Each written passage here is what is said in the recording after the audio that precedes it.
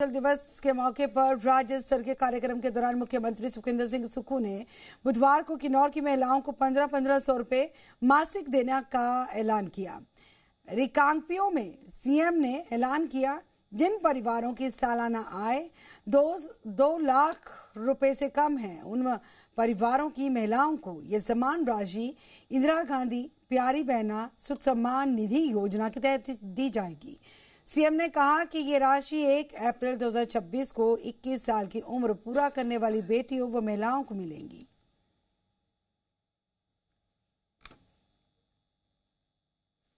इस पावन अवसर पर हम हिमाचल निर्माता और प्रदेश के पहले मुख्यमंत्री डॉक्टर यशवंत सिंह परमार सहित उन सभी महान विभूतियों के प्रति सम्मान और आभार व्यक्त करते हैं, जिन्होंने हिमाचल के गठन तथा विकास में बहुमूल्य योगदान दिया है। मैं प्रदेश के मेहनती, ईमानदार और शांति प्रिय लोगों का विशेष रूप से आभार व्यक्त करता हूं, जिनके निरंतर प्रयासों से हमारे प्रदेश ने विकास की नई ऊंचाइयों को छुआ है। हिमाचल प्रदेश में हर्ष और उल्लास के साथ हिमाचल दिवस की 78वीं वर्षगांठ बनाई जा रही है। जिला शिमला में उप मुख्यमंत्री मुकेश अग्निहोत्री ने हिमाचल दिवस के जिला स्तर के कार्यक्रम की अध्यक्षता की और इसी दौरान हिमाचल प्रदेश के विकास में राज्य के बड़े नेताओं के योगदान को याद भी किया गया और इसी के साथ केंद्र सरकार से हिमाचल सरकार को सहयोग नहीं मिलने की भी बात कही गई। अग्निहोत्री ने कहा कि हिमाचल प्रदेश की रेवेन्यू डेफिसिट ग्रांट बंद होने की वजह से राज्य सरकार को बड़ा नुकसान हुआ है। उन्होंने कहा कि केंद्र सरकार हिमाचल प्रदेश के बजट में भी कटौती कर रही है।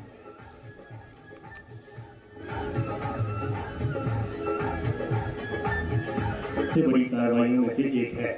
इस ऑपरेशन ने प्रदेश में सक्रिय एक बड़े ड्रग नेटवर्क को ध्वस्त करने में उत्कृष्ट कार्य किया है। हाल ही में खुफिया जानकारी के माध्यम से दिनांक 10 अप्रैल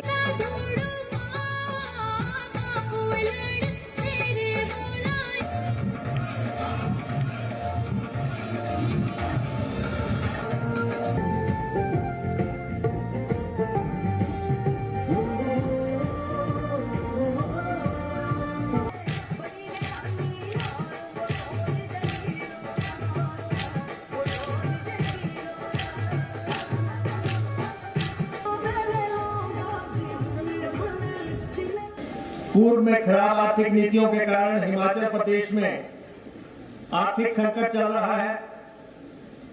जब हमारी सरकार बनी तो हमें 76,000 करोड़ से अधिक का कर्जा और कर्मचारियों के देनदारी के तौर पे 12,000 करोड़ रुपए विरासत में मिला और ये देनदारियां और ये कर्जा उसको देने के लिए हमने रणनीति बनानी शुरू की। तो अंकुश हमारे साथ जुड़ चुके हैं। अंकुश, क्या जानकारी, क्योंकि 15 अप्रैल 1948 को 30 छोटी बड़ी रियासतों के विलय के साथ हिमाचल प्रदेश एक चीफ कमिश्नर्स प्रोविंस के रूप में अस्तित्व में आया था। कैसे हिमाचल दिवस को लेकर आज जो है पूरा प्रोग्राम जो है हिमाचल में प्रबंधित किए गए हैं और कैसी रौनक देखने को मिली है? देखिए, हिमाचल प्रदेश की आज 78वीं वर्षगांठ है और 15 अप्रैल 1948 को हिमाचल का गठन हुआ था और तब से लेकर आज तक तमाम चुनौतियों के बावजूद ये पहाड़ी प्रदेश लगातार आगे बढ़ रहा है और राज्य में जिसकी भी सरकार हो, चाहे कांग्रेस की बात हो या भाजपा की, वहां पर एक लक्ष्य रहता है कि हिमालय राज्यों में जो हिमाचल प्रदेश है वो सबसे बेहतर काम करके दिखाए, चाहे हाइड्रो की बात हो या फिर अलग अलग दिशाओं में शिक्षा स्वास्थ्य के क्षेत्र में काम करने की बात हो। हिमाचल प्रदेश ने हमेशा ही अच्छा काम करने की कोशिश की है और जिस तरह की महान विभूतियां हिमाचल प्रदेश से निकली हैं, जिन्होंने देश विदेश में अपना नाम रोशन किया है, वो हिमाचल प्रदेश के लिए गौरव का विषय है। आज राज्य स्तरीय कार्यक्रम जिला किन्नौर के रिकांगपिओ, जो कि वहां का हेडक्वार्टर है, आयोजित किया गया था और मुख्यमंत्री सुखविंदर सिंह सुक्खू ने इसकी अध्यक्षता की और इसमें एक बड़ी घोषणा 1500 रुपए से जुड़ी सी लेकर है, जिसमें 1500 रुपए देने की घोषणा की गई है 21 साल से अधिक की महिलाओं को। हालांकि इसमें पात्रता है और ये पात्रता 21 साल से ज्यादा महिलाएं जिनकी सालाना आय 2 लाख रुपए से कम है, उन्हें राज्य सरकार देगी। और ये लगातार तीसरी बार ऐसा था जब एक जनजातीय क्षेत्र में हिमाचल दिवस का जो आयोजन किया गया था। इससे पहले कुपवी की महिलाओं को, स्पीति की महिलाओं को मुख्यमंत्री ऐसे ही 1500 रुपए देने की घोषणा कर चुके हैं। लेकिन मुख्यमंत्री की इस घोषणा के बाद अब विपक्ष हमलावर उन पर है, क्योंकि सत्ता में आने से पहले कांग्रेस ने कहा था कि हर महिला को बिना शर्त 1500 रुपए दिए जाएंगे, लेकिन अब सशर्त और चरणबद्ध तरीके से ये गारंटी पूरी की जा रही है और इसे लेकर ही विपक्ष हमलावर भी नजर आ रहा है। इसी के साथ सवाल ये भी है कि देखिए कि 4 साल का वक्त गुजर चुका है और अपने कार्यकाल के अंतिम पड़ाव में इस योजना की सिर्फ अभी घोषणा ही की गई है, लागू कब तक होगी? देखिए, अगर इस पर्टिकुलर घोषणा की हम बात करते हैं जिसमें महिलाओं को 1500 रुपए देने, उसका जो है वो 1 अप्रैल 2026 यानी कि ये जो महीना है मौजूदा, इसी से इसकी शुरुआत कर दी जाएगी, ऐसा मुख्यमंत्री ने घोषणा की है। और जो इस महीने का जो एरियर बनेगा वो भी महिलाओं को दिया जाएगा। लेकिन इसमें चूंकि पात्रता शामिल की गई है तो ऐसे में डीसी और जो जिला प्रशासन है उस पर ये निर्भर रहेगा कि वो कितने वक्त में फॉर्म को फाइनलाइज करते हैं। तो ये एक लंबी प्रक्रिया है जिस पर कुछ वक्त लगेगा, लेकिन मुख्यमंत्री ने ये घोषणा जरूर की है कि एरियर के साथ, यानी कि जो मौजूदा महीना है, इसी से महिलाओं को अगर जो पात्रता पूरी करेंगी उन्हें ये 1500 रुपए की सहायता दी जाएगी। ठीक है, बहुत शुक्रिया फिलहाल तक की जानकारी के लिए अंकुश। और इसके साथ बात करेंगे बिलासपुर जिले के कुमारवी बस अड्डे पर उस समय हड़कंप मचा जब 2 महिलाओं के एक निजी बस कंडक्टर की चप्पलों और जूतों से जमकर पिटाई की गई। 2 महिलाओं ने पिटाई की, एक बस कंडक्टर की पिटाई की गई, चप्पलों से जमकर पिटाई की। घटना के दौरान मौके पर लोगों की भारी भीड़ जुटी और जिस व्यक्ति की पिटाई की गई वो एक निजी बस में बतौर परिचालक है। वहीं परिचालक ने अपनी शिकायत में बताया कि 2 महिलाओं ने उसे बस अड्डे पर रोका, गाली गलौज की, मारपीट की, उसके कपड़े तक फाड़ दिए। मौके पर मौजूद लोगों ने बीच बचाव किया, स्थिति को शांत करवाया। पुलिस ने परिचालक की शिकायत के आधार पर थाना घुमारवी में मामला दर्ज कर जांच शुरू कर दी है और वहीं पर महिला ने भी पुलिस में शिकायत दर्ज करवाई है। महिला का इल्जाम है कि ये कंडक्टर जो है, ये परिचालक उस पर अश्लील इशारे कर रहा था, गाली गलौज करता था, अभद्र व्यवहार करता था। इसी वजह से उसने अपनी चप्पल उतार ली।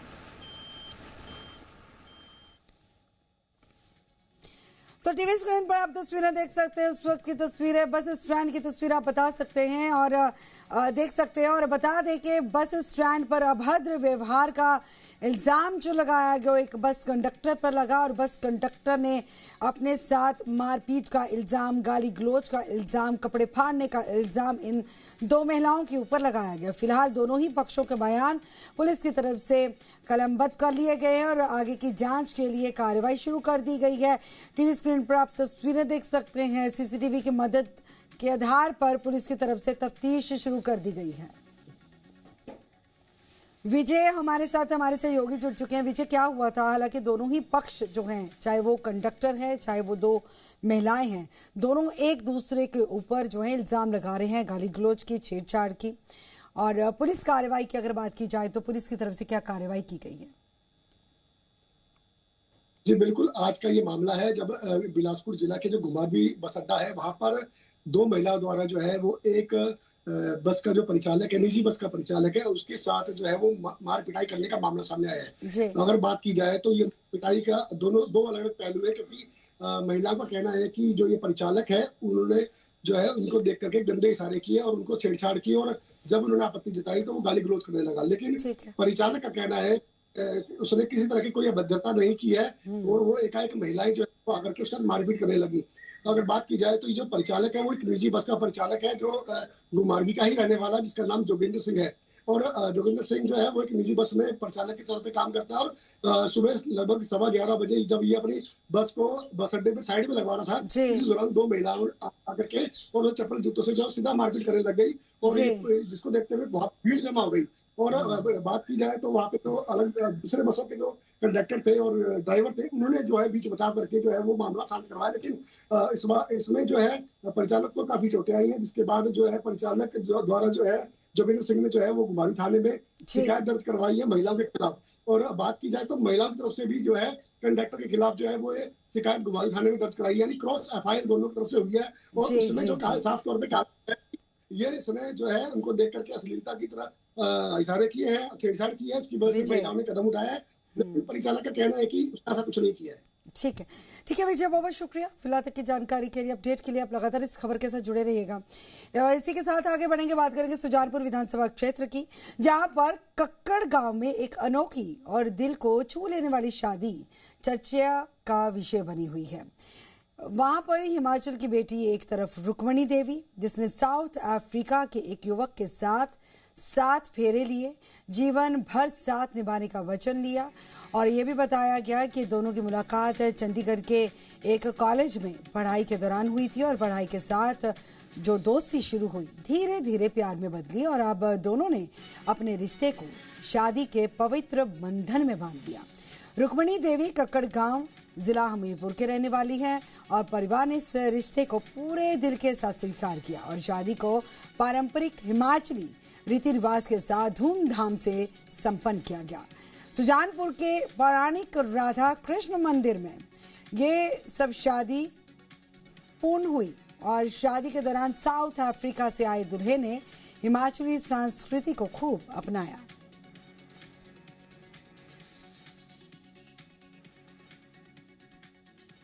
अब बात करेंगे हिमाचल प्रदेश में बिगड़ती कानून व्यवस्था को लेकर। हमीरपुर के गांधी चौक पर अखिल भारतीय विद्यार्थी परिषद की हमीरपुर इकाई ने प्रदेश सरकार के खिलाफ जोरदार प्रोटेस्ट किया। विद्यार्थी परिषद के कार्यकर्ताओं ने सरकाघाट में लड़की की निर्मम हत्या के मामले में सरकार और पुलिस प्रशासन को कटघरे में खड़ा करते हुए कानून व्यवस्था पर सवालिया निशान खड़े किए। विद्यार्थी परिषद के कार्यकर्ताओं ने हाथों में तख्तियां लेकर प्रदेश सरकार के खिलाफ हल्ला बोला। पिछले एक दिन पहले कैसे मंडी जिला के सरकाघाट क्षेत्र में नैड़ गांव में एक 19 वर्षीय हमारी बहन थी सिया गुलेरिया, उसकी निर्मम हत्या कर दी जाती है एक युवक के द्वारा। तो सबसे बड़ा सवाल यही प्रदेश सरकार के लिए उठता है कि कहां है वो कानून व्यवस्था, और जिस व्यवस्था पतन का वो सत्ता में आने से पहले वादा करके गए थे, कौन सी सुरक्षा वो महिलाओं को दे रहे हैं या कौन सी कानून व्यवस्था को वो सुदृढ़ कर रहे हैं हमारे हिमाचल प्रदेश में। युवाओं को उनके अंधकार भविष्य में अंधकार की तरफ उनको धकेल रहे हैं, जहां युवा अपने भविष्य को सुरक्षित करने की कोशिश करते हैं, परंतु प्रदेश सरकार जो है वो उसे कहीं ना कहीं अंधकार में धकेल रही है। तो यही कारण है जिसकी वजह से आज हमें यहाँ धरना प्रदर्शन करना पड़ रहा है या सड़कों। अप्रैल को नैन गांव में एक ऐसी घटना हुई जिसके पूरी की पूरी देवभूमि जो है वो शर्मसार हो गई। सीता जैसे नाम वाली हमारी बहन के साथ रावण जैसा कृत्य किया गया, बल्कि रावण भी ऐसा कृत्य नहीं करता है, उसने भी कभी महिला पर हाथ नहीं उठाया, लेकिन जिस प्रकार एक महिला का एक युवती का गला ही अलग कर दिया गया है, ये बहुत ही ज्यादा गलत हुआ है और पूरी की पूरी देवभूमि को शर्मसार किया है। जिस प्रदेश का मुख्यमंत्री एक लड़की का पिता है, उस प्रदेश में जब ऐसी घटनाएं होती हैं तो पूरी की पूरी देवभूमि शर्मसार होती है। अगर किसी से आप जन सेवा की बात का सवाल पूछेंगे तो जवाब सीधे सीधे राजनीति से जुड़कर आएगा, क्योंकि जन सेवा तो राजनीतिज्ञ की ही होते हैं, लेकिन ऐसा बिल्कुल नहीं है। यह है हिमाचल प्रदेश के पालमपुर के परविंदर भाटिया, जो पिछले 20 सालों से बिना किसी लालच के जनमानस की सेवा में दिन रात जुटे रहते हैं। परविंदर भाटिया यूं तो शुरू से ही किसी न किसी तरह से सोचते रहते थे कि कैसे लोगों को सेवा दी जाए। परविंदर भाटिया ने तकरीबन 100 से 150 बच्चों को गोद लिया और उन्हें अच्छी शिक्षा, स्वास्थ्य, हर चीज़ की जिम्मेदारी उन्होंने उठाई, और अब तक 2000 बच्चों को वो गोद ले चुके हैं। और इसी के साथ साथ तकरीबन इतने ही बुजुर्गों को भी संस्था के माध्यम से गोद लिया, और उनका पूरा खर्चा खुद परविंदर भाटिया उठाते हैं। और बात यही नहीं रुकती, बल्कि तकरीबन 150 लोगों को मासिक पेंशन भी दी जाती है, ताकि वो उम्र के इस पड़ाव में अच्छा जीवन यापन कर सकें। और अब तक का हजारों बुजुर्गों के बुढ़ापे का सहारा परविंदर भाटिया बन चुके हैं। राजनीति में आकर के जन सेवा तो हर कोई करता है, लेकिन बिना राजनीति किए जन सेवा कैसे होती है, मैं आज आपको बताऊंगा। मेरे साथ हैं पालमपुर के परविंदर भाटिया। परविंदर भाटिया जो कि आज दिन तक इंसानों के साथ साथ जानवरों की भी लगातार सेवा पिछले 20 वर्षों से करते हुए आ रहे हैं। मेरे साथ परविंदर भाटिया खुद हैं, उनसे भी जानेंगे। परविंदर जी, सबसे पहले जी मीडिया में आपका स्वागत है। परविंदर जी, ये जो आपने जन सेवा का सिलसिला आपने शुरू किया, ये कब से शुरू हुआ है और किस तरह से आप किन किन तबके के साथ आप पहुँच रहे हैं अभी तक? शनि सेवा सदन लगभग 2006 में इसका गठन हुआ था, और लक्ष्य यही था कि हर ज़रूरतमंद तक पहुंचा जाए, उसकी मदद की जाए, उनकी देखभाल की जाए, चाहे वो इंसान हो या पशु हो। तो इस काम में हम सफल रहे हैं और उसमें सबसे पहले हमने कुछ बच्चों को गोद लिया जो छोटे छोटे बच्चे थे, पढ़ने वाले थे, क्योंकि समाज में बच्चों का बहुत अहम रोल होता है, क्योंकि जीवन में अगर वो शिक्षा नहीं है तो वो कुछ भी नहीं है। तो इसके लिए हमने उन बच्चों को गोद लिया, उनको, क्योंकि उनके सर, कईयों के सिर पे पिता का साया नहीं था, कईयों के माता पिता का साया नहीं था, कुछ बेचारे माता पिता अपंग थे, मजबूर थे। तो उन सभी को हमने गोद लेके विधिवत उनके शिक्षा का प्रबंध किया, उनका मेडिकल चेकअप होता, उनको देखभाल करते हम लोग। तो वो निरंतर 20 साल से उनकी सेवा में हम लगे हुए हैं और आज भी ये काम चलता रहा, निरंतर चल रहा है और उन बच्चों को मदद की जा रही है। उनको स्कूल बैग, कापियाँ, किताबें, पेन, पेंसिल और इसके अलावा कपड़े अच्छे अच्छे, क्योंकि उनके मन में कोई हीन भावना ना है, इसके लिए उनको अच्छे से कपड़े, बढ़िया बढ़िया सामान दिया जाता है। तो ये शाम हमें नियंत्रण चल रहा है। और इसके अलावा जो बुजुर्ग हैं हमारे, वो भी हमारी धरोहर हैं, उनका बहुत योगदान है हमारे जीवन में, हमें दुनिया में लाने और हमें एक अच्छा इंसान बनाने में। उनका भी पूरा सम्मान होना चाहिए, उनकी इज्जत होनी चाहिए। पर बहुत से बुजुर्ग हैं जो बेचारे मजबूर हैं, जिनके सर पे, जिनके कोई देखभाल करने वाला नहीं है, उनको संभालने वाला नहीं है। तो शनि सेवा सदन उनकी देखभाल करता है। उनको हर महीने एक मुश्त रकम दी जाती है, उनको पेंशन के रूप में कुछ पैसे दिए जाते हैं उनको इस्तेमाल करने के लिए, और कोई दवाइयों के लिए पैसे दिए जाते हैं और उनका पूरा ध्यान रखा जाता है। हम खुद उनके पास जाते हैं, उनसे बातचीत करते हैं और कई तरह के उनको जो भी ज़रूरतें होती हैं पूरी मदद की जाती है उनकी। हर वक्त हमारे पास 100 से लेकर 150 तक बुजुर्ग जो रहते हैं, उनको अगर 2-4 चले जाते हैं और 2-4 और आ जाते हैं, तो ऐसा ये जारी है 20 साल से। और इसके अलावा ज़रूरतमंद लड़कियों की शादियाँ, उनमें मदद करते हैं हम। आज तक सैकड़ों लड़कियों की शादियों में शनि सेवा सदन मदद दे चुका है। शादी सगुन योजना है हमारी, जिसके अंतर्गत जो भी ज़रूरतमंद लोग होते हैं, लड़कियां होती हैं, उनके परिवारों को बुलाया जाता है और उनमें शादी का सामान और कुछ राशन वगैरह और कपड़े वगैरह और कुछ सामान दिया जाता है उनको। और ये कार्य भी काफ़ी सालों से चलता आ रहा है, पिछले 20 सालों से, और आगे भी ये चलता रहेगा। अनूप धीमान, जी मीडिया, पालमपुर। नोएडा में वेतन वृद्धि की मांग को लेकर जगह जगह पर मजदूरों ने जबरदस्त बवाल काटा। तोड़फोड़ की आगजनी की तस्वीरें भी सामने आई, जिसके बाद अब नोएडा फैक्ट्री वाले इलाकों की सुरक्षा बढ़ा दी गई और चप्पे चप्पे पर पुलिस फोर्स तैनात कर दी गई। वेतन बढ़ोतरी की मांग को लेकर नोएडा में पिछले दिनों हुए बवाल के बाद अब सुरक्षा बढ़ा दी गई है। बड़ी संख्या में पुलिस जवानों की तैनाती है, फ्लैग मार्च किया जा रहा है, संदिग्धों पर नजर है और लोगों से शांति बनाए रखने की अपील हो रही है। फैक्ट्री के बाहर बड़ी संख्या में पुलिस बल की तैनाती है, जिससे कोई भी उपद्रवी फिर से हिंसा को अंजाम ना दे सके। दूसरी तरफ नोएडा की डीएम मेधा रूपम ने भी उपद्रवियों पर कार्रवाई की चेतावनी दी है। उनके एम्प्लॉय या श्रमिक द्वारा कोई भी उपद्रवी व्यवहार किया जाता है या वायलेंस किया जाता है, उसके लिए जो आउटसोर्सिंग एजेंसी है उस पर भी कार्रवाई करी जाएगी। उनका लाइसेंस टर्मिनेट किया जाएगा और उनको ब्लैकलिस्ट भी किया जाएगा। फिलहाल नोएडा में सोमवार और मंगलवार जैसी कोई अप्रिय घटना ना हो, इसको लेकर संदिग्धों पर पुलिस की पैनी नजर है।